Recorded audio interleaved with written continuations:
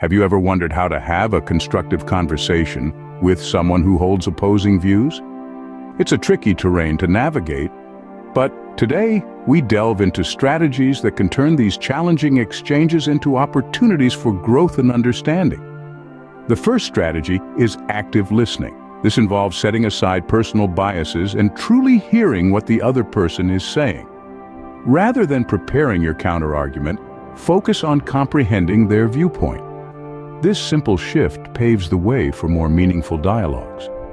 Next up is empathy.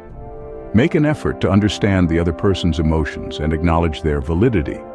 Remember, a phrase as simple as, "I see where you're coming from," can significantly alter the tone of the conversation. Maintaining composure is vital. Regardless of how passionate the discussion becomes, keep cool and collected.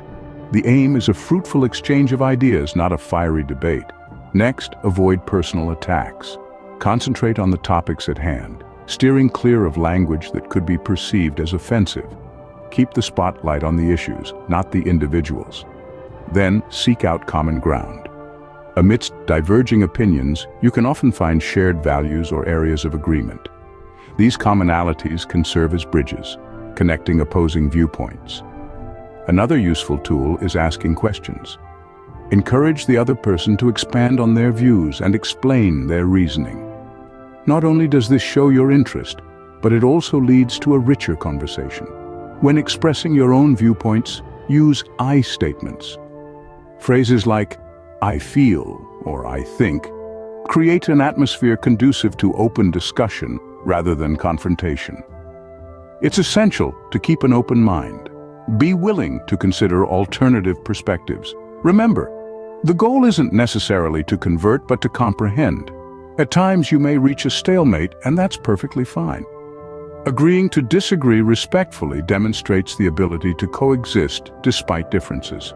Finally, know when to step back. If the conversation becomes too heated or unproductive, it's acceptable to take a breather. A pause can create the space needed for a more constructive dialogue at a future point.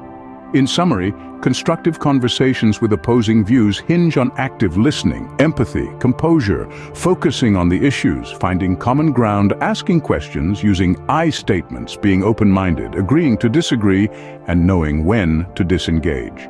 May these tips guide you toward more respectful and positive dialogues. If this content was valuable, a thumbs up would be appreciated.